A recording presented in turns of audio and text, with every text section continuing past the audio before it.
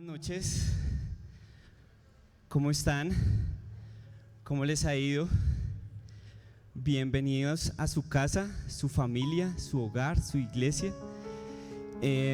Quiero darles la bienvenida a este lugar, allá los que están en casa también muchas bendiciones. El propósito de la iglesia también es que practiquemos uno de los propósitos, valga la redundancia, del compañerismo. ¿Listo? Entonces, ustedes me van a ayudar. Así como yo estoy acá hablando con ustedes, practicando y aplicando el compañerismo, la idea es que ustedes me apoyen para romper el hielo. ¿Listo? Entonces, manteniendo el distanciamiento social, ahora el nuevo saludo es así de puñito, ¿no? Entonces, por favor, salude al que está a su derecha y dígale puñito. Y si quiere, píquele el ojo. Bienvenido a Bendición Abundante. Y sonría, pero no se puede quitar el tapabocas, ¿no? Sonría con los ojos, que es la nueva forma de sonreír. Listo, que su lenguaje corporal demuestre que le da alegría saludar. Ahora el que está a la izquierda. ¿Ya saludaron al que está a la izquierda? Ahora el que está atrás. Muy bien, dígale: Dios le bendiga. Que Dios te hable en esta noche. ¿Listo? Levante la mano derecha el que quiere que Dios le hable en esta noche. Bueno, listo, entonces ustedes mentalmente van a orar por mí para que Dios me utilice en este momento y podamos comunicar lo que dice la palabra de Dios. ¿Listo? Porque no vengo yo a hablar, sino vengo es a transmitir lo que he aprendido de la palabra de Dios. ¿Listo? Entonces, yo quiero que demos un grito de júbilo y alcemos la mano derecha para los que han visto muchos milagros y han visto la gloria de Dios en este tiempo y desde que conocen a Dios han visto la mano de Dios. Entonces, 1, 2, 3. Yo sé que ustedes han visto la mano de Dios, el amor poderoso y fraternal del Padre, guardándolos, guiándolos, bendiciéndolos, abriendo puertas que nadie ha podido cerrar y cerrando puertas que nadie ha podido abrir, ¿cierto? Entonces, yo creo que cada uno tenemos nuestra historia. Yo creo que cada uno hemos visto milagros en nuestra vida. Yo tengo muchos en todas las áreas y en todos los roles que desempeño. Yo he visto la gloria del Padre, del Hijo y del Espíritu Santo en mi vida. Hace poco, por lo menos, les cuento, tuve un accidente en una moto, me resbalé porque cogí una curva, había aceite y me resbalé y bueno, tuve, gracias a Dios, un esguince de segundo grado, que es una ruptura parcial del ligamento lateral de la rodilla. Pero cuando yo fui, dijo la doctora: estoy 98% segura de que eso es una luxación de menisco y la única solución es cirugía. Entonces yo dije, bueno, me conmoví porque pues me han hecho cirugía, sí, pero bueno, otra cirugía, una del terigio y otra de, ¿qué más fue?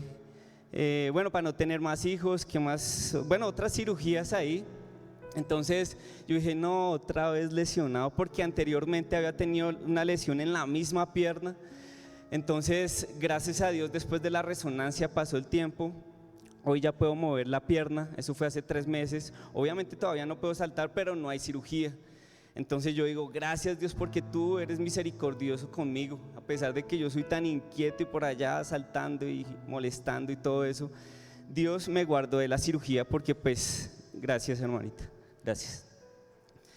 En otra ocasión en la misma pierna estaba practicando deporte y también se me reventó el ligamento del, ¿cómo es que se llama? El tendón de Aquiles.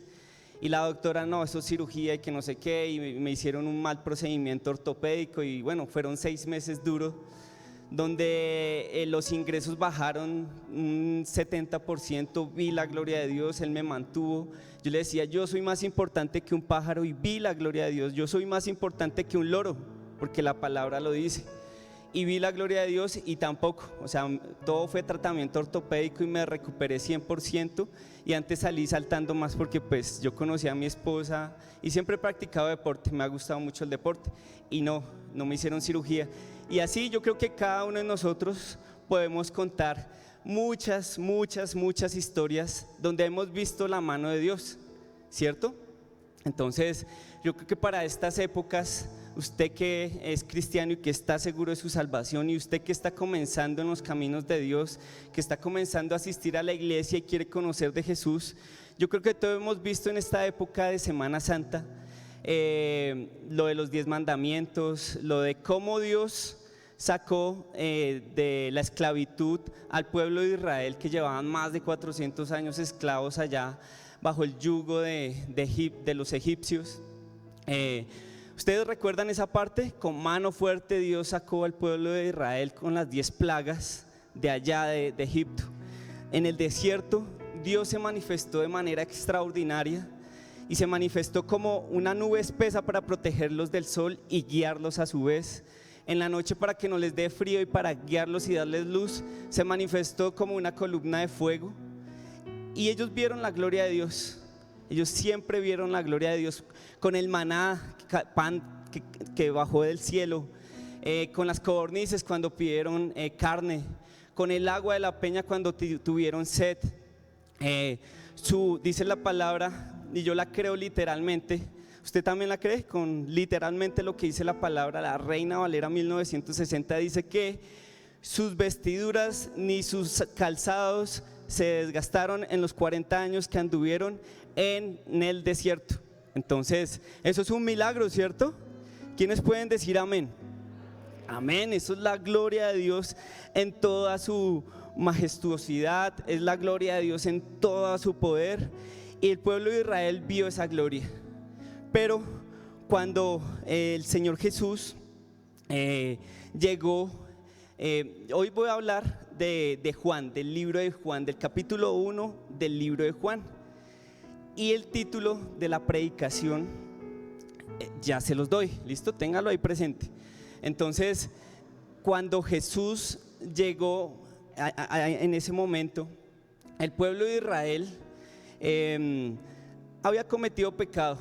A pesar de que habían visto la gloria de Dios, se habían inclinado a otros dioses, se habían inclinado a hacer lo que ellos querían, no la voluntad, ni lo establecido, ni la instrucción del Padre.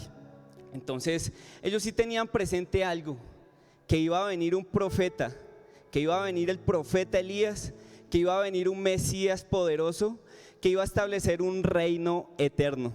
Eso sí lo tenían claro. Ellos estaban esperando, así como sus antepasados tuvieron la experiencia de las 10 plagas y todos los milagros que yo les acabé de escribir. El pueblo de Israel en ese momento estaban esperando un Mesías, estaban esperando otro Moisés que fuera utilizado grandemente, una persona que naciera en un lugar exclusivo, una persona pomposa, una persona grande, una persona que fuera de una familia nombrada, una persona diferente a Jesús. Entonces ellos tenían una necesidad, y es que estaban bajo el yugo de Roma. Entonces el imperio romano fue uno de los imperios majestuosos que gobernaron más de un siglo, y ellos estaban gobernando sobre el pueblo de Israel. Entonces el pueblo de Israel tenía la necesidad en su corazón, tenían el anhelo de ser libres como nación nuevamente, a nivel político, económico y religioso. Ellos querían ser libres, no querían depender de un gobierno impositivo, un gobierno dictador. Entonces, porque eso iba en contra de lo más preciado para ellos, y era ellos como nación, ellos como pueblo, ellos como practicantes de la ley de Moisés. Entonces, cuando vieron a Juan, ustedes sí se acuerdan de Juan el Bautista, que andaba con un vestido de pelo de camello y comía miel silvestre, y él andaba diciendo: arrepentidos porque el reino de Dios se ha acercado. Y los judíos fariseos le enviaron a otros judíos a preguntarle: ¿quién eres tú? ¿Acaso eres el profeta prometido? Y Juan dijo: no, yo no soy el profeta prometido. ¿Acaso tú eres Elías? Y Juan dijo: no, yo no soy Elías. ¿Acaso tú eres el Mesías?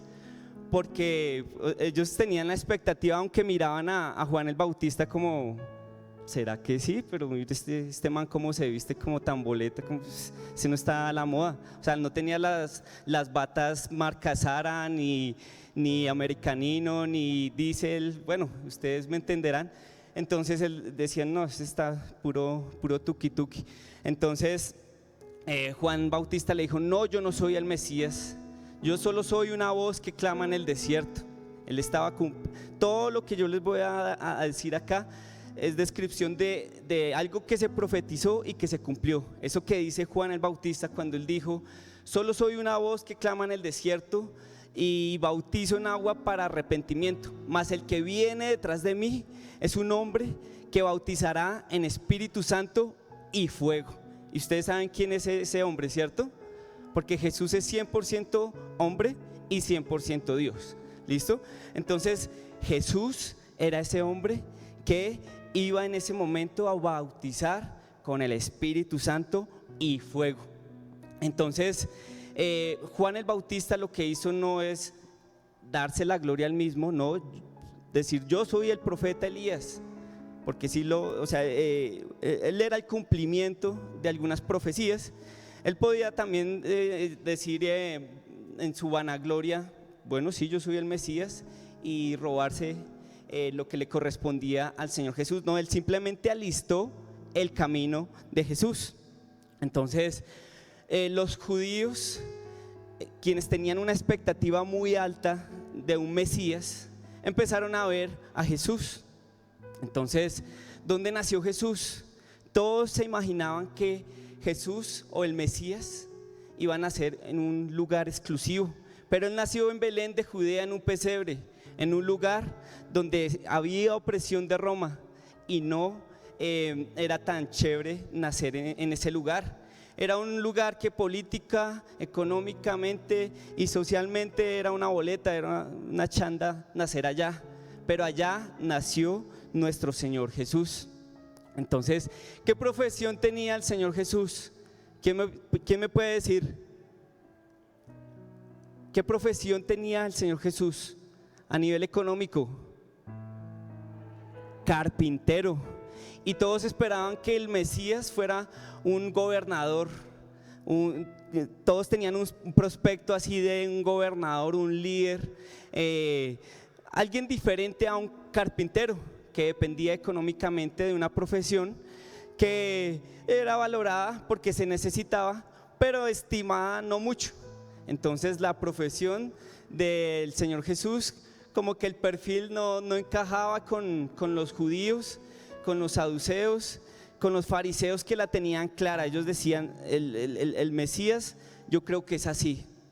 Entonces las obras del Señor Jesús, cuando él estaba en el aposento alto con sus discípulos, antes de que Judas lo entregara, Judas lo entregó porque también todos los discípulos tenían la expectativa, estaban mirando si Jesús o no era el Mesías. Pero Judas se le metió el diablo, se le metió Satanás, dice la Biblia, y emprendió su camino a entregarlo, porque vio a Jesús lavando los pies. Y en ese momento, o sea, en ese entorno, en ese contexto, el que lavaba los pies no era una persona muy digna, es como el que lustra los zapatos acá.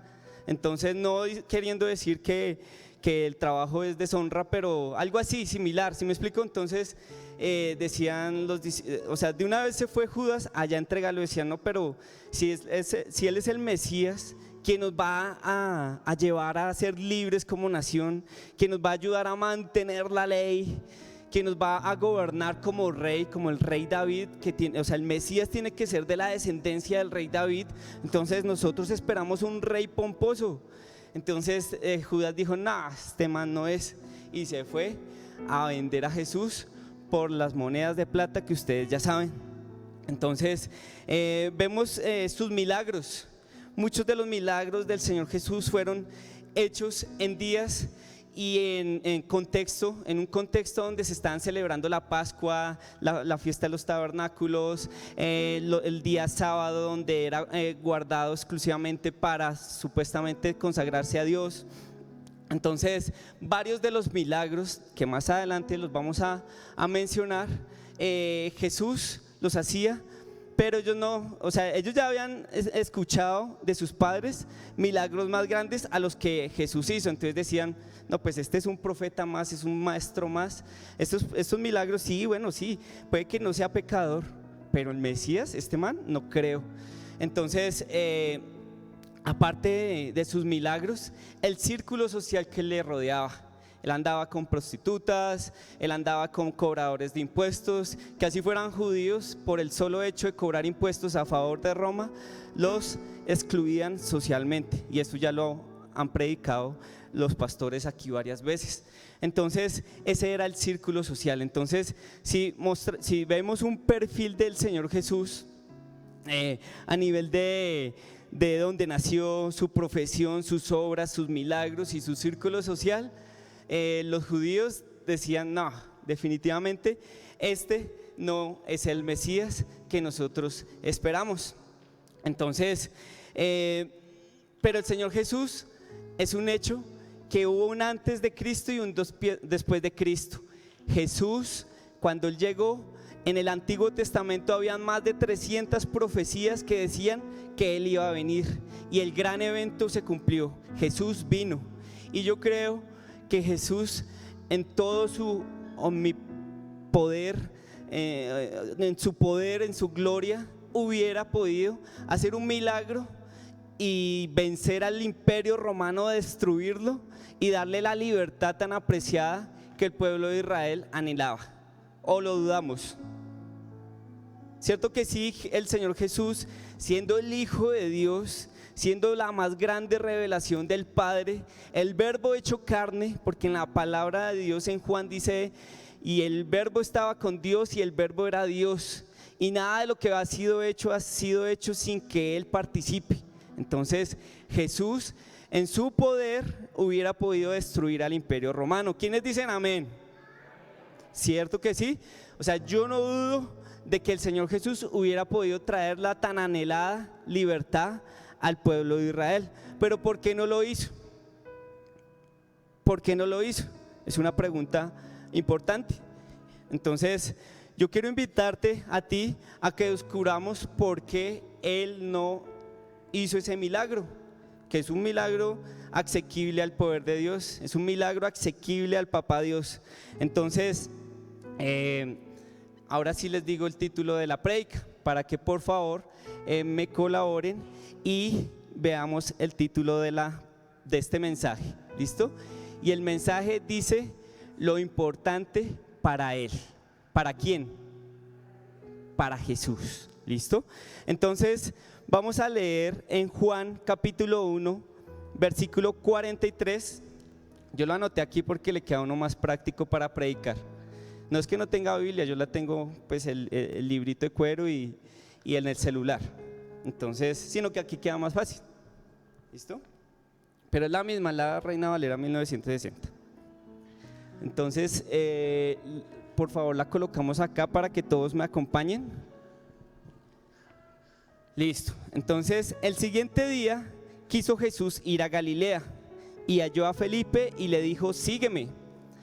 Antes del Señor Jesús decirle a Felipe que le siguiera, ya estaba una escena muy bonita donde estaba Juan el Bautista con 2 discípulos. Uno de esos 2 discípulos era Andrés, mi tocayo, hombre valiente. Entonces Andrés fue rápidamente a buscar a su hermano, después de que Juan el Bautista le había dicho: he aquí el Cordero de Dios que quita el pecado del mundo. Entonces Andrés se fue corriendo. Yo todavía no puedo correr porque pues me toca cuidarme, pero digamos que estaba corriendo. Se fue corriendo a buscar a Pedro, no a Pedrito el Escamoso, a Pedro, a Simón Pedro, al que le fue cambiado el nombre.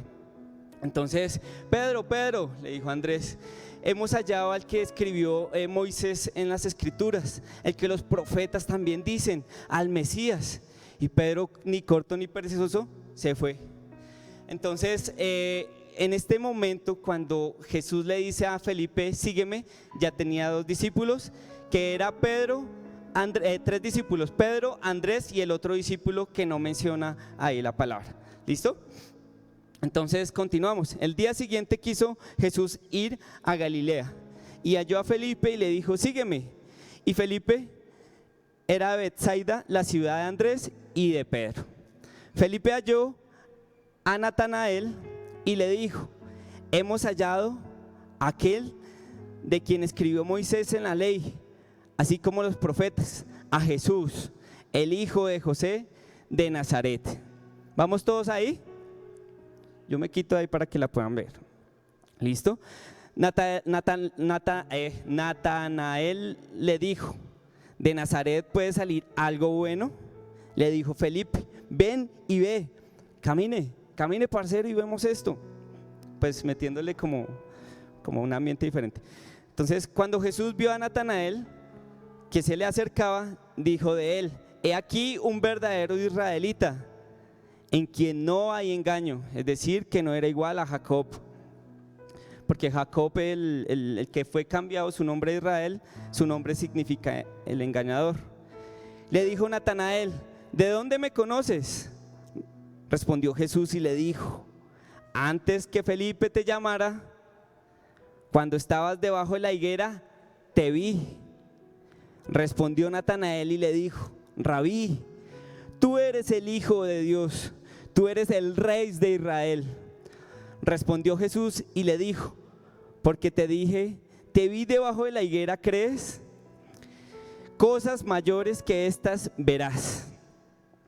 Vamos a decir todos, cosas mayores que estas verás. ¿Listo? 1, 2, 3.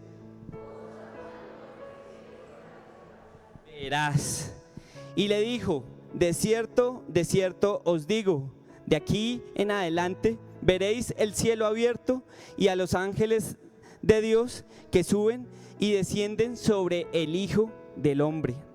Aquí Natanael tuvo una revelación del Hijo de Dios, una revelación del Mesías, una revelación casi que inmediata, porque Jesús le dijo, antes de que Felipe te llamara, yo te vi. Porque pues vuelvo y digo, Jesús es 100% hombre, porque la Biblia lo dice, Él encarnó, pero también Él es 100% Dios. Y como Dios, Él es omnisciente y omnipresente. Él todo lo sabe y en todas partes está. Pero aquí en la omnisciencia, Jesús, Dios, ya conocía a Natanael. Algo similar pasó con la mujer samaritana en el pozo de Jacob. Cuando le dijo, Jesús le dijo, ve y busca a tu esposo. Y la samaritana le dijo, no tengo esposo. Y Jesús le dijo, bien has dicho, el que tienes ahora no es tu esposo, 5 esposos has tenido. Y ella tuvo la revelación de que Jesús era el Mesías, al igual que Natanael, porque vieron la omnisciencia del Señor Jesús. No sé qué estaba haciendo Natanael ahí en la higuera, tal vez estaba orando, no sé, pero Jesús con eso impactó la vida de Natanael. ¿Listo? Y dice, de cierto os digo, de aquí en adelante veréis al cielo abierto y a los ángeles de Dios que suben y descienden sobre el Hijo del Hombre. Hay un versículo paralelo que dice lo mismo, de aquí en adelante veréis el cielo abierto y los ángeles de Dios que suben y descienden sobre el Hijo del Hombre. Varias veces el Padre le dijo al Hijo cuando se bautizó, he aquí, este es mi Hijo amado en quien tengo complacencia. Varias veces el Padre se comunicó desde el cielo hasta donde estaba el Hijo, y de esa manera se cumplió esto que dice acá. Pero también menciona un versículo donde Jacob, el engañador, había engañado, valga la redundancia, a su hermano, se escapó de allá de las garras de su hermano para que no lo matara. Jacob pensaba que el Dios de Israel estaba ya solo en la tierra donde él estaba con sus papás y con su hermano, pero se fue a Betel, se fue corriendo, huyendo de su hermano a Betel, y allá en un sueño él estaba durmiendo, obviamente, porque uno no se sueña, aunque uno a veces sueña despierto, ¿no? Porque soñar pues no cuesta nada. Entonces, pero él estaba durmiendo y se soñó que había una escalera y descendían los ángeles de arriba hacia abajo. Entonces, después de eso, en el sueño Dios le dijo que su descendencia sería tan grande como la arena del mar, como de las estrellas del cielo, y que su descendencia serán benditas todas las naciones. Y cumplimiento pues de esa promesa de que serían benditas todas las naciones, pues obviamente yo sé que ustedes saben, es Jesús. ¿Listo? Entonces, pero en la parte de esto que hemos acabado de leer, donde nosotros repetimos cosas mayores que estas verás. Entonces vamos a centrarnos en esa afirmación que hace el Señor Jesús a Natanael. Cosas mayores que estas verás, está en el capítulo 1 de Juan, versículo 50. Entonces lo vamos a colocar, por favor. Respondió Jesús y le dijo: porque te dije, te vi debajo de la higuera, ¿crees? Cosas mayores que estas verás. ¿Listo? Pongámosle mentalmente negrilla, subrayemos esa partecita, cosas mayores que estas verás. Entonces, recordemos que el pueblo de Israel estaban esperando un Mesías que hiciera muchos milagros como en el pasado. ¿Recuerdan? Como cuando los libertó del pueblo de allá de Egipto. Entonces, yo creo que la mente de los discípulos, de los 3 discípulos que habían, Andrés, Felipe, el otro discípulo, Natanael, ya son 4. Ellos estaban mirando a Jesús porque les dijo: cosas mayores que estas verás. Es decir, yo estás diciendo, este es el Mesías, pero esperemos a ver qué pasa. ¿Listo? Entonces, en el libro de Juan, que ya vamos a ver el propósito de ese libro, hay más de 6 milagros que hace el Señor Jesús, 7 milagros donde el Señor Jesús se revela, donde el Señor Jesús con un propósito específico hace ese milagro. Entonces quiero recordarles que en Juan vemos que Jesús convierte el agua en vino en las bodas de Caná.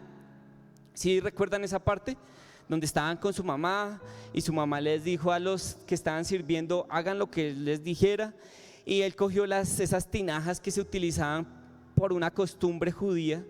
O sea, esas tinajas tienen su significado, ¿no? Porque esas tinajas que estaban ahí, o esos recipientes, o esas canecas, por decirlo así, se utilizaban en una costumbre que crearon los judíos para lavarse las manos, no por pandemia, sino porque ellos tenían una práctica de lavarse las manos, y el que no se lavaba las manos tradicionalmente ya lo tildaban como pecador, pero eso era una costumbre judía que no había puesto Moisés ni nada, fue una tradición. Entonces esas canecas, el Señor Jesús le dijo a los sirvientes: traigan esas canecas, llénenlas y llévenle una muestra al maestro de ceremonia, por decirlo así. Y el maestro de ceremonia se la entregó a alguien importante, y esa persona importante dijo: bueno, usted dejó el mejor vino para el final. Y bueno, muchos vieron ese milagro de convertir el agua en vino, y sus discípulos: wow, este es el Mesías, que nos va a libertar y nos va a llevar a ser una nación libre, y nos va a hacer una nación económicamente, y vamos a mantener nuestras costumbres de la ley. Entonces, más adelante, muchos vieron, o sea, ese milagro del agua en vino, muchos lo vieron y empezaron a mirar a Jesús, a mirar así como, venga, ¿será que sí? Este es el Mesías. Después vemos a Jesús que sana al hijo del oficial del rey Herodes. Tenía un oficial importante. Ese oficial había visto el milagro del vino y al escuchar que Jesús iba pasando, se fue corriendo a buscar: Jesús, Jesús, sana a mi hijo. Y Jesús le dijo: ¿acaso si no ves señales no creeréis? Y el rey, el oficial del rey le dijo: te ruego que vayas a sanar a mi hijo. Entonces Jesús le dijo: vete, tu hijo es sano. Y el oficial le creyó y se fue caminando pues para allá, me imagino que en caballo, ¿no? O sea, en caballo, pues yo no puedo, pero digamos que iba en caballo y se encontró allá con las personas que le servían y le dijeron: hey, oficial, tu hijo ya está sano. Y el oficial volvió y preguntó, incrédulo: ¿a qué hora fue sano? ¿O a qué hora se curó? Él le dijo: no, a las 7, a tal hora. Entonces ya era tardecito. Entonces él coincidió con la hora en que Jesús le había dicho, y él y su familia fue salvo. Creyeron en Jesús, pero también con esa expectativa, ¿no? Creyeron en que Jesús era el Mesías. Esperemos que este man en algún momento va a hacer el golpe de estado allá y en algún momento va a hacer el milagro así majestuoso, como abrir el mar, como las 10 plagas, y creyeron.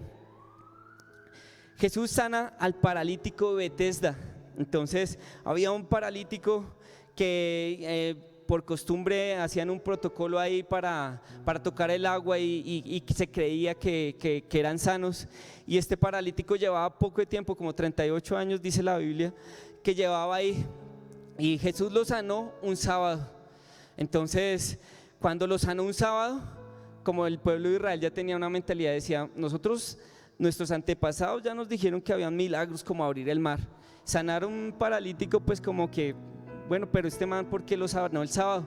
Y empezó el conflicto, como que, bueno, si este es el Mesías, porque le preguntaron varias veces: ¿tú por qué das testimonio de ti mismo? Si das testimonio de ti mismo, es un testimonio falso. Y Jesús les decía: yo no doy testimonio de mí mismo, yo vengo a cumplir y hacer lo que el que me envió me dijo que hiciera, y eso hace válido mi testimonio. Y ellos le decían: ¿pero quién eres tú? Y Jesús les decía: pues yo les he dicho varias veces y de diferentes maneras, y mis señales me respaldan. Yo soy el Mesías, yo soy el Hijo de Dios, yo vengo del Padre, yo soy el pan que descendió del cielo. Entonces empezaron como a entrar en conflicto, porque Jesús también les decía: a donde yo voy ustedes no pueden ir. Y decían: no, pero este loco dice que para dónde se va, luego que para dónde se va o qué. Entonces ellos no entendían que Jesús era el cumplimiento también de ese tabernáculo que Dios había establecido para habitar en medio de su pueblo, que Jesús era aquel sacerdote que ascendía ante el Padre a interceder por ti y por mí. Entonces como que no entendían eso y como iba en contra de la ley, y ellos querían preservar la ley por encima de todo. Ellos no le importaba, ellos querían su libertad, como les decía, a todos los niveles, político, económico. Ellos querían preservar la ley, pero más allá de eso no preservaban lo importante, y era su relación con el Padre, con Dios. No tenían una verdadera relación con el Padre. Otro milagro fue la alimentación de los 5,000, que como que puso la balanza, como que unos decían: no, este man no es el Mesías porque hacía los milagros un sábado, y eso iba en contra de la ley. Y eso Jesús les decía: ustedes son unos hipócritas, porque dicen que no se puede sanar a una mujer que está jibada, pero sí ustedes van y limpian y le hacen mantenimiento a su burro. Entonces cuando Jesús hizo el milagro de los 5,000, de los peces, de los peces a las 5,000 personas, que eran más o menos 5,000 hombres, Él multiplicó los peces y los panes, que esos ustedes se las saben más que yo. Entonces todos, al ver ese milagro, Él decía: este es el Mesías, este es el enviado de Dios, este es el Hijo de Dios. porque vieron ese milagro, entonces le empezaron a seguir, porque ellos querían que Dios los mantuviera y los libertara, así como cuando estaban en el desierto con el maná y con las codornices, etcétera, etcétera. Entonces ellos decían, este es el Mesías. Jesús sana a un ciego de nacimiento también, un sábado, y eso también procuraban apedrearle porque Jesús decía: yo he sido enviado por mi Padre y mi Padre es Dios, y eso lo hacía semejante a Dios, y ellos no concebían en que Jesús fuera el Mesías por todo el perfil que yo les describí en un principio. Entonces, volviendo a las cosas mayores que Jesús le decía a Natanael, ¿ustedes creen que todos esos milagros que Jesús muestra en el libro de Juan, todos esos que acabamos de hablar, porque algo que también disparó el enfoque de los judíos para matar a Jesús era que resucitó a Lázaro? ¿Listo? Ese fue el último milagro que ellos vieron y decían: no, esto es un riesgo que Roma vea que los judíos empiecen a creer en él y que levantemos a este rey que no tiene el perfil que nosotros pensamos que es el Mesías. Entonces no, lo tenían en una estima baja. Entonces, ¿será que estos milagros son a lo que Jesús se refería a Natanael y le decía: cosas mayores a estas verás? ¿Ustedes qué creen? Alce la mano derecha el que cree que los milagros que yo les acabé de escribir son las cosas mayores a las que Jesús vino aquí a la tierra a mostrarle a sus discípulos, a dejar en su palabra registrada para ti y para mí, y para el propósito del escritor al registrar todos esos milagros. O sea, sí son las cosas mayores. ¿Quién dice que sí? La mano derecha. Bueno, ¿quién dice que no? La mano izquierda. O sea, vuelvo y les pregunto: ¿verás cosas mayores? En el versículo, cuando Jesús le dice a Natanael: te vi debajo de la higuera y crees, cosas mayores que estas verás. Entonces, después de eso empezaron los milagros. Los 4 discípulos que estaban con Jesús vieron todos esos milagros. Entonces, ¿será que esas son las cosas mayores a las que se refiere el Señor Jesús? ¿Ustedes qué creen? Sí, la mano derecha. No, la mano izquierda. Listo. Entonces, pues les digo que Jesús no fue enviado porque pues los milagros que Moisés como profeta hizo, pues el Señor Jesús obviamente puede hacer eso. Pero ¿para qué envió entonces Dios a Jesús a hacer esos milagros, siendo que podía utilizar a otro profeta para hacer los mismos? Entonces Jesús no vino a hacer esos milagros solamente. Lo más importante para él, uniéndonos con el título del mensaje, es la salvación tuya y la mía. ¿Listo? Entonces, más adelante en Juan 3:17 dice lo siguiente, en el mismo libro de Juan, ¿no? Juan 3:17. Eso es después de que estaba hablando con Nicodemo y le dijo, Juan 3:17, dice Jesús: porque no envió Dios a su Hijo al mundo para condenar al mundo. Podemos sumarle ahí para hacer milagros, sino para que el mundo sea salvo por él. ¿Listo? Porque no envió Dios a su Hijo al mundo para condenar al mundo, sino para que el mundo sea salvo por él. ¿Listo? En Juan 5:24 dice, Juan 5:24 dice lo siguiente. Démosle tiempito. Le están dando, listo. De cierto os digo, el que oye mi palabra y cree al que me envió, tiene vida eterna, y no vendrá a condenación, mas ha pasado de muerte a vida.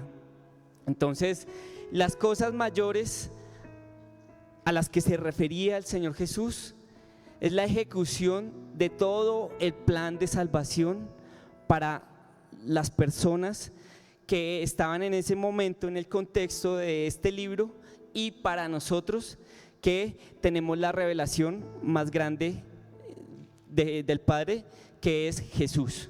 ¿Listo? Entonces, el propósito de este libro, el propósito de Juan, del escritor Juan, al final él se identifica como el discípulo amado, el que se recostó aquí en la cena ya en el aposento alto. Juan escribió este libro con el propósito de demostrar de que Jesús era el Hijo de Dios, de que Jesús era el Mesías prometido. ¿Listo? Ese es el propósito de todo el libro de Juan. Entonces, varias veces el Señor Jesús hizo declaraciones importantes en este libro. Él dijo: yo soy el pan de vida, yo soy la luz del mundo, yo soy el buen pastor, yo soy la puerta de las ovejas, yo soy la resurrección, yo soy el camino, la verdad y la vida. Y a él lo que vino, a lo que se refería en verás cosas mayores, es la ejecución de su plan. En el libro de Juan, comenzando en la introducción, dice: el verbo hecho carne, él se hizo hombre. ¿Listo? Entonces él también murió en una cruz. A pesar de que no creían en él, él murió en una cruz para pagar el precio de nuestro pecado. Yo sé que tú ya te sabes esto, pero es importante saber que había un juicio lanzado para toda la humanidad, y que Dios en su misericordia, porque la paga del pecado es muerte, había muerte, machete para todo el mundo. Entonces había muerte para todos. Ese era el juicio para todo el mundo, para ti y para mí. Y Dios en su misericordia escogió a unos. Y dice Lucas que muchos quisieron oír y ver lo que tú y yo escuchamos del Señor Jesús.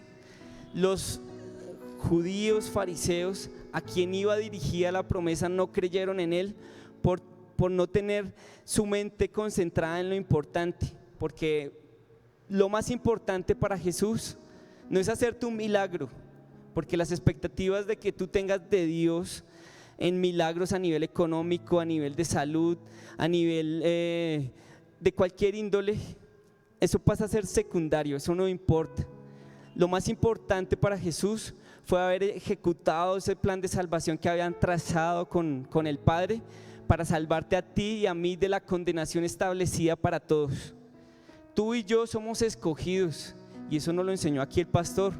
Tú y yo tenemos el privilegio de ser escogidos. La mayor revelación del Padre es Jesús, y tú y yo en este momento, y desde que conocemos al Señor Jesús, la hemos tenido. Tú y yo tenemos la revelación de Jesús el Salvador, quien vino a hacer lo importante, y era salvarte a ti y a mí. Entonces Dios se revela a tu vida no para hacerte milagros, aunque gloria a Dios, porque en su misericordia Dios nos permite vivir, presenciar visualmente, ver cómo su mano misericordiosa se extiende hacia nosotros, porque en la palabra dice: bástate mi gracia. ¿Si han leído esa parte? Bástate mi gracia. Entonces, lo que vino a hacer el Señor Jesús es lo más importante para ti y para mí, la salvación de la condenación eterna. Si tú crees en Jesús, si tú descansas en Él, tienes identidad, tienes perdón de pecado, tienes redención, tienes muchos beneficios en su nombre. O sea, Jesús es el que tiene toda la autoridad, en su nombre tenemos poder. Y si Él llega en este momento, en el rapto, tú y yo tenemos la esperanza de irnos con Él, amén. Porque Él vino a hacer lo más importante, y es a salvarte a ti. ¿Qué es lo más importante para ti? ¿Por qué buscas a Dios? ¿Por el milagrito? ¿Será? Yo soy de los que me conmovía cuando veía una película de algún empresario que lograba el éxito. Yo, Señor, severa película. Esa película es para mí. Yo quiero eso porque yo siempre soñé con ser empresario. Entonces yo decía, esa es. Y me conmovían ese tipo de cosas cuando me contaban casos de éxito y yo decía, wow, yo quiero eso para mí. Entonces otros tal vez el milagrito sea un tema de salud, otro sea un milagrito con la actitud de los hijos, no sé, X situación. Pero si lo importante para Jesús fue venirte a salvar y darte el privilegio de entrar a la presencia del Padre, porque el que no está con Jesús, sus oraciones no pasan del techo, pero si estás con Jesús, las oraciones van a estar delante del Padre, porque el Padre nos ve como Jesús, como coherederos de la salvación a través de Cristo, de ese Cordero de Dios que hizo su sacrificio perfecto. Entonces, ¿qué es lo más importante para ti? Pues eso solo lo respondes tú. Para mí era el tema de la empresa y todo eso, pero no, yo tengo que ser coherente e ir en la misma línea y llegar a la estatura y la medida de fe del Señor Jesús y decir, venga, si el Señor Jesús vino a ser lo más importante y los milagritos no importan, aunque eso es una bendición porque igual uno le agradece, pero si tú no ves ningún milagro durante mucho tiempo de tu vida o nunca los ves, el mayor milagro que tú puedes evidenciar en tu vida es conocerle, ver cómo Él cambia tu vida, porque la mayor evidencia de un salvo, de una persona salva, es el cambio de vida, es el nuevo nacimiento. Entonces pongámonos en pie, le damos gloria al Padre, gloria al Hijo y gloria al Espíritu Santo, porque Él vino a hacer lo importante. Él vino a hacer lo que otro profeta no pudo hacer, lo que la ley no pudo hacer, Él lo vino a hacer y a completar, porque Él no vino a quitar la ley ni los profetas, Él vino a darle cumplimiento. ¿Listo? Entonces vamos a darle gracias a Dios, vamos a darle gracias al Hijo, vamos a darle gracias al Espíritu Santo por estar en nosotros, por tener nosotros la revelación. Lo más importante no es el milagrito, aunque si llega el milagro, gloria a Dios, pero que el milagro no nos desenfoque de lo principal. Cuidemos la salvación, ese regalo de salvación con temor y temblor. Amado Padre Celestial, gracias porque tú enviaste a tu Hijo, porque tu palabra dice claramente, porque de tal manera amaste al mundo que enviaste a tu único Hijo, a lo más preciado, para que todo aquel que en Él cree no se pierda, mas tenga vida eterna. A los que creen en tu nombre también les da la potestad de ser llamados hijos de Dios, hijos del Padre. Y por eso, Dios Todopoderoso, te damos la gloria y la honra a ti, porque tú eres el único digno de recibir esta gloria, porque tú eres el único que puede salvar. Esto es un don tuyo, esto es un don tuyo que solo va dirigido para nosotros, ni para los animales ni para los ángeles, solo para tu creación más preciada que somos nosotros. Gracias, Señor Jesús, por salvarnos. Gracias, Señor Jesús, por venir a hacer lo importante, y te pedimos, Dios Todopoderoso, que cambies nuestro corazón y nos permitas andar con lo importante, dándote el primer lugar a ti, buscando primeramente el reino de Dios. ¿Qué importa las otras cosas? Aunque tú eres fiel, Señor, tú eres fiel y nunca nos desamparas, pero queremos estar enfocados más que todo en ti. Gracias, Dios Todopoderoso, en el nombre de Jesús, y todos decimos amén. Ahora